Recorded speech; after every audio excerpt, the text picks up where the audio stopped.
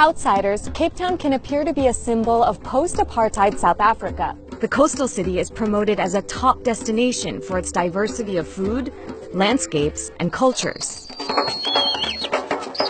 But for Black South Africans, life in Cape Town is steeped in the lasting legacy of apartheid, the system of white minority rule that has left the country's Black majority poor and powerless.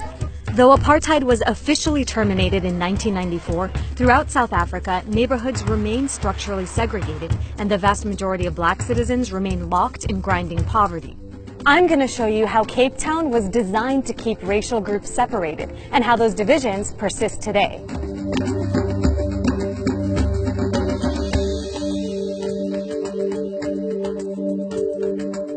Cape Town's layout provides a striking example of the clear socioeconomic divisions between South Africans.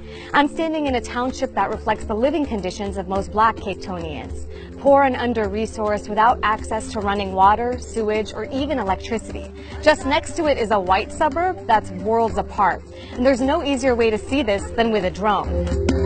From above, you can see the state of the bustling Black township I'm standing in, called Imazamayetu.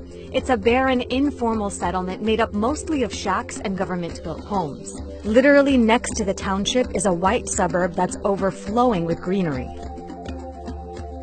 So here's what life looks like for most white Cape Townians. Nice suburban homes with running water, protected by walls and alarm systems. Some even have signs specifically warning Black Africans in their language of Xhosa of dogs inside. And the disparity isn't just black and white. Here's the colored township of Manenberg to the left, and the informal Black settlement of Nyanga to the right. Unlike Black townships, the ghettos of colored people are made up of small homes rather than shacks, and have basic services like running water. Before we go any further, I should break down how racial groups are classified here. Colored is a centuries-old community of diverse heritage that might be called Creole in the U.S. or Caribbean. They're distinguished from Africans, who are the city's Xhosa-speaking Black population. While Africans are the vast majority in most of South Africa, in Cape Town, coloreds are the largest group. Africans are a close second. Whites are only 15%, followed by Asians and others. The segregation we see from above is the legacy of an apartheid system that was instituted by South Africa's National Party and lasted from 1948 to 1994.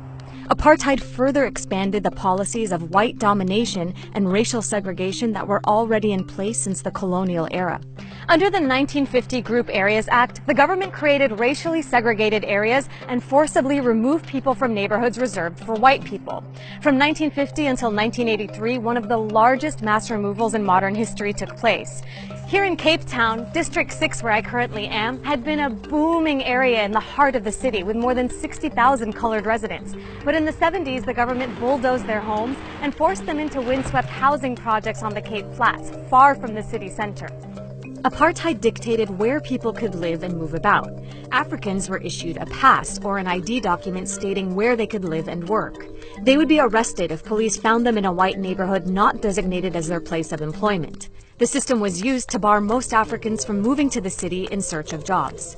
Instead, they were confined to living in 3 blighted townships. In the 80s, hundreds of thousands began moving to the periphery of the city, building shacks and informal settlements. The legacy of that migration remains today in poor townships like this one. Part of apartheid's divide and rule scheme was to give coloreds priority over Black Africans for jobs and housing. But coloreds were also systematically displaced at the expense of whites. And today, the white minority continues to live near the city center and in lush suburbs like this one.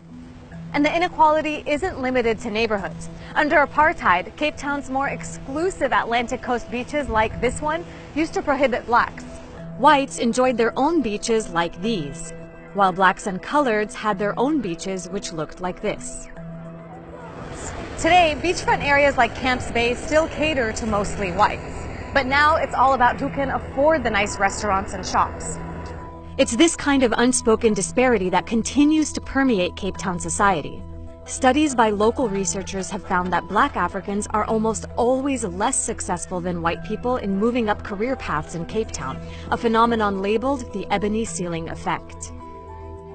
The inequality here is so stark that Cape Town's Gini index, which economists use to measure inequality, is 63 out of 100. That's one of the highest in the world. So why has Cape Town failed to deliver a better life for all since the end of apartheid? Some blame Cape Town's governance. Cape Town rests within the province of the Western Cape, which is the only one of South Africa's 9 provinces not run by the governing African National Congress. That's the anti-apartheid party of Nelson Mandela. Instead, it's run by the Democratic Alliance, which grew out of white liberal establishment politics, but includes remnants of the old National Party and black middle-class support. The Democratic Alliance dismisses any claims that Cape Town remains racist, but it's hard to deny the structural segregation and discrimination that still exists, even if it is more subtle than it was under apartheid. Now that Cape Town grapples with a water crisis the world has never seen, the stark disparity between the haves and have-nots is on full display. Many black Cape Townians have always lived without running water. Now, others in Cape Town are getting a glimpse into that experience as they line up to collect a ration of water. But what about everything else? Will the dream of a truly equitable society ever become reality here? Hey guys, it's Dina in the township of Imizamayetu. Be sure to check out our next video that looks at Cape Town's water crisis and how it's affecting everyone, and follow this page direct from for more videos.